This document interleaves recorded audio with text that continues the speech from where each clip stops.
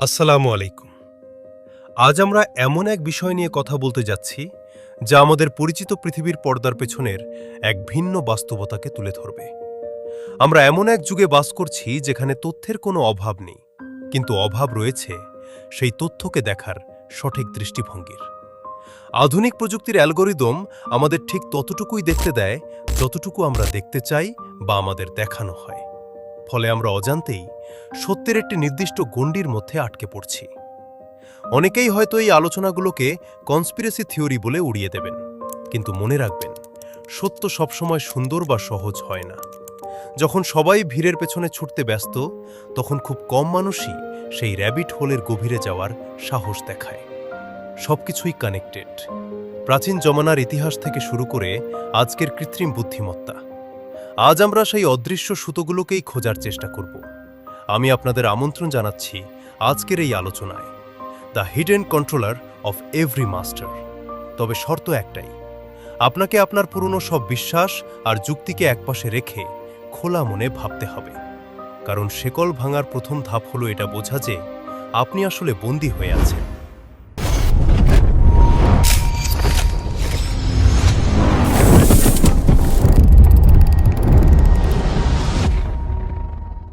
আপনার চারপাশের জগৎ সম্পর্কে এ পর্যন্ত যা জেনেছেন তার উল্টোটা গ্রহণ করতে বা হজম করতে যদি আপনার কষ্ট হয়ে থাকে, তবে এই সিরিজটি দেখা চালিয়ে যাবেন কিনা তা ভেবে দেখতে পারেন। কারণ এতে আপনার নিজের সম্পর্কে, আপনার বাস্তবতা এবং আপনার উৎস সম্পর্কে অনেক রূ বা কঠিন সত্য রয়েছে।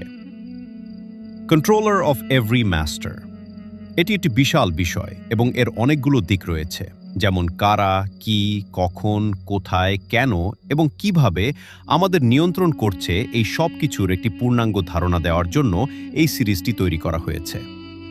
এটা অনেকটা মাকড়সার জালের মতো। এটি ব্যাখ্যা করার একমাত্র উপায় হলো কোনো একটি বিন্দু থেকে শুরু করা, তারপর এক বিন্দু থেকে অন্য বিন্দুতে লাফ দেওয়া এবং পুরো জালটি দৃশ্যমান না হওয়া পর্যন্ত চারপাশে ঘুরে আসা। এই সিরিজের শেষে আপনি সেই পাপেটদের এবং নিয়ন্ত্রকদের পুরো কৌশলটি বুঝতে পারবেন। গোপন সংগঠনগুলো অর্থাৎ সিক্রেট সোসাইটিজ এখানে কি ভূমিকা পালন করে তা বুঝতে পারবেন। আমরা সেই পিরামিড কাঠামো উন্মোচন করব যেখানে পাপেট, বিভিন্ন স্তরের নিয়ন্ত্রক এবং তাদের অনুচরদের প্রত্যেকের নির্দিষ্ট স্থান রয়েছে। তারা কোন স্তরে আছে তার উপর ভিত্তি করে তাদের উদ্দেশ্য এবং লক্ষ্য ভিন্ন ভিন্ন হয়। আপনি দেখতে পাবেন কেন প্রতিটি স্তরের মানুষ তাদের কাজগুলো করে। আপনি হয়তো সবসময় তাদের কাজের ধরন বা পদ্ধতির সাথে একমত হবেন না, কিন্তু আপনি তা বুঝতে পারবেন। তাদের প্রতারণার ব্যবস্থার মাধ্যমে যে মায়া বা বিভ্রম তৈরি করা হয়েছে, আমরা আজ তা ভেঙে দেব।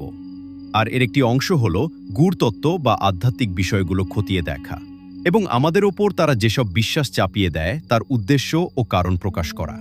পিরামিডের সবচেয়ে উপরের স্তরের নিয়ন্ত্রকদের ১ নম্বর লক্ষ্য হল মানবজাতির টিকে থাকা নিশ্চিত করা। মানব সভ্যতার ইতিহাস শুধু অগ্রগতি আর উন্নতির গল্প নয়, এর আড়ালে লুকিয়ে আছে কিছু ভয়ঙ্কর সত্য যা সাধারণ মানুষ কখনোই জানতে পারে না। পৃথিবীতে এমন এক গোপন বাস্তবতা রয়েছে, পুনরাবৃত্ত হওয়া ভয়াবহ বিপর্যয়, যা সম্পর্কে জানে কেবল অল্প কিছু ক্ষমতাধর মানুষ। তারা এই জ্ঞান গোপন রাখে কারণ এই গোপনীয়তাই তাদের শক্তি, নিয়ন্ত্রণ এবং টিকে থাকার বড় অস্ত্র।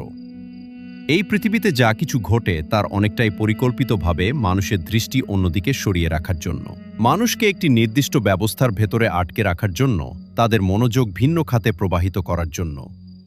এসবই করা হয় যেন সেই আসন্ন বা পুনরাবৃত্ত বিপর্যয়ের অস্তিত্ব কেউ বুঝতে না পারে। কারণ সত্যতা যদি প্রকাশ পায় তাহলে তাদের পুরো ব্যবস্থাই ভেঙে পড়বে। নলেজ ইজ পাওয়ার, এই ধারণাটি এখানে সবচেয়ে গুরুত্বপূর্ণ। কিছু মানুষ এমন সব গোপন তথ্য জানে যা সাধারণ মানুষের কাছে অজানা। এই জ্ঞান তাদের অন্যদের থেকে আলাদা করে তাদেরকে আরও শক্তিশালী করে তোলে। তারা যোগ্যতমে টিকে থাকা নীতিতে বিশ্বাসী এবং সেই অনুযায়ী নিজেদের বাঁচিয়ে রাখার প্রস্তুতি নেয়। এই গোপন জ্ঞান সংরক্ষণ এবং ভবিষ্যতের জন্য প্রস্তুতি নেওয়ার উদ্দেশ্যে একসময় একটি বিশেষ সংগঠন বা অর্ডার গড়ে ওঠে। এই অর্ডারের প্রতিটি সদস্যকে দীর্ঘ প্রশিক্ষণের মাধ্যমে এমনভাবে গড়ে তোলা হতো যাতে সে একাই মানবজাতির সমস্ত জ্ঞান ধারণ করতে পারে। লক্ষ্য ছিল, যদি কোনো এক মহাবিপর্যয়ে পৃথিবীর সব মানুষ ধ্বংস হয়ে যায় এবং মাত্র একজন বেঁচে থাকে, তাহলে সে যেন নিজের জ্ঞান ও দক্ষতা দিয়ে আবার নতুন করে সভ্যতা গড়ে তুলতে পারে। এই অর্ডারের সৃষ্টি হয়েছিল এক বিশাল বৈশ্বিক বিপর্যয়ের পর। সেই বিপর্যয় পৃথিবীর উপর ভয়ঙ্কর প্রভাব ফেলেছিল, বিশাল বৈদ্যুতিক ঝড়, উল্কার আঘাত কিংবা উল্কা বৃষ্টি, যার ফলে তৎকালীন সভ্যতা সম্পূর্ণভাবে ধ্বংস হয়ে যায়। মানুষের তৈরি সবকিছু, তাদের জ্ঞান, সংস্কৃতি সবই মুছে যায় এক মুহূর্তে। এই কারণেই আজও কিছু মানুষ সেই অতীতের শিক্ষা থেকে প্রস্তুত থাকে, আর বাকিরা থাকে অজ্ঞাত। সত্যটা হয়তো ভয়ঙ্কর, কিন্তু তা লুকিয়ে রাখার মধ্যেই তারা নিজেদের অস্তিত্ব এবং মানবজাতির ভবিষ্যৎ টিকিয়ে রাখার পথ খুঁজে পায়। এমকো হল সব গোপনীয়তার ঊর্ধ্বে থাকা সবচেয়ে বড় গোপন বিষয়। যখন আপনি পৃথিবীকে এই দৃষ্টিকোণ থেকে দেখেন যে চূড়ান্ত লক্ষ্য হচ্ছে এমকোকে লুকিয়ে রাখা, তখন সবকিছু পরিষ্কার হয়ে যায়। এমকো হচ্ছে মেজর ক্যাটাক্লিজমিক অকারেন্স। এর দ্বারা এমন এক ভয়ঙ্কর বৈশ্বিক বিপর্যয়কে বোঝানো হয় যা মানব সভ্যতাকে সম্পূর্ণ বা প্রায় সম্পূর্ণ ধ্বংস করে দিতে সক্ষম। পৃথিবীর ইতিহাসে এমন বড় বড় বিপর্যয় একাধিকবার ঘটেছে এবং ভবিষ্যতেও ঘটতে পারে। উদাহরণ হিসেবে ধরা হয় বিশাল গ্রহাণুর আঘাত, ভয়াবহ আগ্নেয়গিরির বিস্ফোরণ, অস্বাভাবিক শক্তিশালী বৈদ্যুতিক ঝড় কিংবা মহাজাগতিক কোনো অজানা প্রভাব। এই ধরনের ঘটনা ঘটলে মানব সভ্যতা মারাত্মকভাবে ক্ষতিগ্রস্ত হয় এবং অনেক ক্ষেত্রে নতুন করে সভ্যতা গড়ে তুলতে হয়। আল্লাহ সুবহানাহু ওয়া তাআলা আমাদেরকে কোরআনের মাধ্যমে সেই সব বিপর্যয়ের সম্পর্কে বলে দিয়েছেন যা দিয়ে তিনি পুরো জাতি গোষ্ঠীকে ধ্বংস করেছেন। নূহ আলাইহিসসালামের জাতির মহাপ্লাবন ছিল ইতিহাসের অন্যতম ভয়াবহ বিপর্যয়। নূহ আলাইহিসসালামের জাতি দীর্ঘ সময় দাওয়াত পাওয়ার পরও যখন মূর্তি পূজা এবং অবাধ্যতা ত্যাগ করেনি, তখন আল্লাহ এক বিশাল প্লাবন পাঠান। ففتحنا أبواب السماء بماء منهمر وفجرنا الأرض عيونا فالتقى الماء على أمر قد قدر وحملناه على ذات ألواح ودسر تجري بأعيننا جزاء لمن كان كفر وَلَقَدْ تَرَكْنَاهَا آيَةً فَهَلْ مِن مُّدَّكِرٍ فَكَيْفَ كَانَ عَذَابِي وَنُذُرِ وَلَقَدْ يَسَّرْنَا الْقُرْآنَ لِلذِّكْرِ فَهَلْ مِن مُّدَّكِرٍ ফলে আমি উন্মুক্ত করিয়া দিলাম আকাশের দ্বার প্রবল বারি বর্ষণে এবং মৃত্তিকা হইতে উচ্চারিত করিলাম প্রস্রবণ। অতঃপর সকল পানি মিলিত হইল এক পরিকল্পনা অনুসারে। তখন নূহকে আরোহণ করাইলাম কাষ্ঠ ও কিলক নির্মিত এক নৌযানে, যাহা চলিত আমার প্রত্যক্ষ তত্ত্বাবধানে। ইহা পুরস্কার তাহার জন্য যে প্রত্যাখ্যাত হইয়াছিল। আমি তো ইহাকে রাখিয়া দিয়াছি এক নিদর্শন রূপে। অতএব উপদেশ গ্রহণকারী কেহ আছে কি? কি কঠোর ছিল আমার শাস্তি ও সতর্কবাণী! কুরআন আমি সহজ করিয়া দিয়াছি উপদেশ গ্রহণের জন্য। অতএব উপদেশ গ্রহণকারী কেহ আছে কি? আদ জাতির ওপর এসেছিল প্রবল ঘূর্ণিঝড়। আদ জাতি ছিল অত্যন্ত শক্তিশালী এবং তারা বড় বড় দালান তৈরি করতে পারদর্শী ছিল, কিন্তু তাদের অহংকার ও শিরকের কারণে তাদের ওপর আযাব আসে। كذبت عاد فكيف كان عذابي ونذر আদ সম্প্রদায় সত্য অস্বীকার করিয়াছিল, ফলে কিরূপ ছিল আমার শাস্তি ও সতর্কবাণী। إنا أرسلنا عليهم ريحا صرصرا في يوم نحس مستمر উহাদের উপর আমি প্রেরণ করিয়াছিলাম ঝঞ্ঝাবায়ু নিরবিচ্ছিন্ন দুর্ভাগ্যের দিনে। تنزع الناس كأنهم أعجاز نخل منقعر মানুষকে উহা উৎখাত করিয়াছিল উন্মূলিত খর্জুর কাণ্ডের ন্যায়। فكيف كان عذابي ونذر কি কঠোর আমার শাস্তি ও সতর্কবাণী! وَلَقَدْ يَسَّرْنَا الْقُرْآنَ لِلذِّكْرِ فَهَلْ مِن مُّدَّكِرٍ কুরআন আমি সহজ করিয়া দিয়েছি উপদেশ গ্রহণের জন্য। অতএব উপদেশ গ্রহণকারী কেহ আছে কি? শামুদ জাতির ওপর বিকট চিৎকার ও ভূমিকম্পের আযাব আসে। হজরত সলেহ আলাইহিসসালামের জাতি ছিল শামুদ। তারা আল্লাহর অলৌকিক নিদর্শন উটনীকে হত্যা করার পর এই আযাব নেমে আসে। كذبت ثمود بالنذر সামুদ সম্প্রদায় সতর্ককারীদেরকে অস্বীকার করিয়াছিল। فقالوا أبشرا منا واحدا نتبعه إنا إذا لفي ضلال وسعر তাহারা বলিয়াছিল, আমরা কি আমাদেরই এক ব্যক্তির অনুসরণ করিব? তবে তো আমরা পথভ্রষ্টতায় ও উন্মত্ততায় পতিত হইব। أألقي الذكر عليه من بيننا بل هو كذاب أشر আমাদের মধ্যে কি উহারই প্রতি প্রত্যাদেশ হইয়াছে? না, সে তো একজন মিথ্যাবাদী, দাম্ভিক। سيعلمون غدا من الكذاب الأشر আগামীকাল উহারা জানিবে কে মিথ্যাবাদী, দাম্ভিক। إنا مرسل الناقة فتنة لهم فارتقبهم واصطبر আমি উহাদের পরীক্ষার জন্য পাঠাইয়াছি এক উষ্টি, অতএব তুমি উহাদের আচরণ লক্ষ্য করো এবং ধৈর্যশীল হও। ونبئهم أن الماء قسمة بينهم كل شرب محتضر এবং উহাদেরকে জানাইয়া দাও যে উহাদের মধ্যে পানি বন্টন নির্ধারিত এবং পানির অংশের জন্য প্রত্যেকে উপস্থিত হইবে পালাক্রমে। فنادوا صاحبهم فتعاطى فعقر অতঃপর উহারা উহাদের এক সঙ্গীকে আহ্বান করিল, সে উহাকে ধরিয়া হত্যা করিল। فكيف كان عذابي ونذر কিরূপ কঠোর ছিল আমার শাস্তি ও সতর্কবাণী। إنا أرسلنا عليهم صيحة واحدة فكانوا كهشيم المحتضر আমি উহাদেরকে আঘাত হানিয়াছিলাম এক মহানাদ দ্বারা, ফলে উহারা হইয়া গেল খোয়ার প্রস্তুতকারীর বিখণ্ডিত শুষ্ক শাখা প্রশাখার ন্যায়। ولقد يسرنا القرآن للذكر فهل من مدكر আমি কুরআন সহজ করিয়া দিয়াছি উপদেশ গ্রহণের জন্যে, অতএব উপদেশ গ্রহণকারী কেহ আছে কি? লূত আলাইহিসসালামের জাতির ওপর প্রস্তর বৃষ্টির আযাব নেমে আসে। লূত আলাইহিসসালামের জাতি এমন এক জঘন্য পাপাচার সমকামিতায় লিপ্ত ছিল যা আগে কেউ করেনি। كذبت قوم لوط بالنذر লূত সম্প্রদায় অস্বীকার করিয়াছিল সতর্ককারীদেরকে। إنا أرسلنا عليهم حاصبا إلا آل لوط نجيناهم بسحر আমি উহাদের উপর প্রেরণ করিয়াছিলাম প্রস্তর বহনকারী প্রচণ্ড ঝটিকা, কিন্তু লূত পরিবারের উপর নয়। তাহাদেরকে আমি উদ্ধার করিয়াছিলাম রাত্রির শেষাংশে।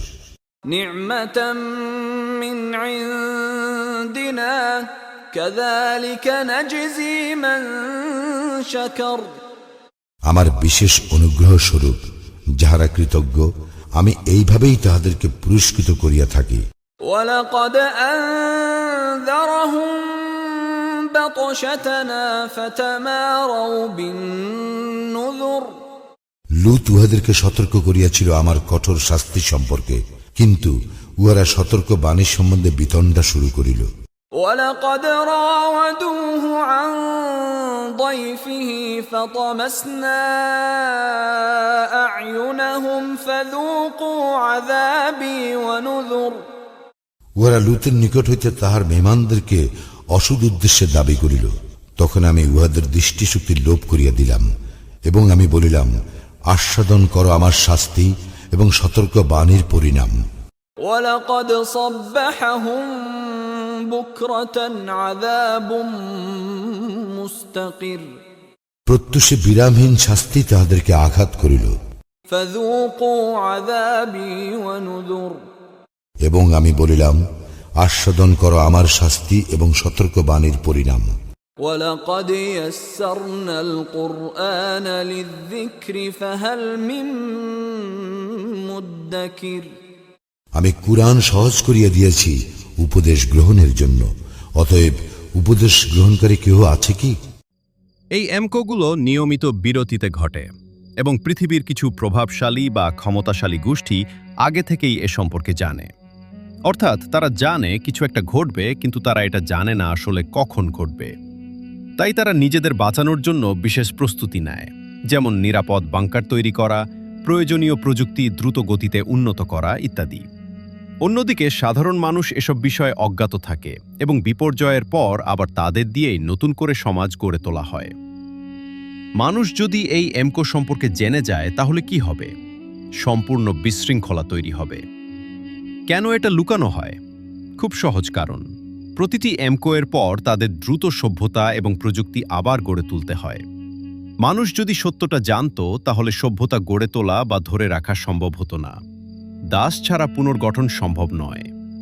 যদি এই দাসরা তাদের পৃথিবী সম্পর্কে সত্যটা জানত আর এই পুনরাবৃত্ত বিপর্যয়গুলো যে অনিয়মিত ও অনির্দিষ্ট সময়ে ঘটে এটা বুঝত, তাহলে তারা ভবিষ্যৎ নিয়ে এত চিন্তিত থাকত না, কিংবা অজান্তেই নিয়ন্ত্রকদের মূল লক্ষ্য পূরণে কাজ করত না। যদি তারা জানত যে কোনো বছর এটা ঘটতে পারে, তাহলে তারা সেই সব অর্থহীন বিষয়গুলোতে অংশ নিত না, যেগুলোকে গুরুত্বপূর্ণ বলে তাদের শেখানো হয়েছে। নিয়ন্ত্রকেরা শুধু সময়ের বিরুদ্ধে দৌড়াচ্ছে না, তারা পরবর্তী এমকো এর আগে টিকে থাকার জন্য প্রয়োজনীয় প্রযুক্তি তৈরি করছে। তাদের লক্ষ্য সমাজ ভেঙে পড়ার আগেই নিজেদের বাংকারে পৌঁছাতে হবে। তবে তাদের যতটা সম্ভব সমাজের ভেতরেই থাকতে হয়, কারণ তারা সীমিত পরিমাণ সরঞ্জামই সংরক্ষণ করতে পারে। কিন্তু এখন আমরা এমন এক সময়ে আছি যখন সবকিছু প্রকাশ পাচ্ছে তাদের কাছে, যাদের চোখ আছে দেখার এবং কান আছে শোনার জন্য। এখন কেন এই রেভলিউশন চলছে এবং এটা কি? প্রথমত, এই প্রকাশের একটি অংশ আসে প্রাকৃতিক প্রক্রিয়া থেকে। এমকো এর আগে, চলাকালীন এবং পরে যেসব দৃশ্যমান ঘটনা ঘটে সেগুলো থেকে।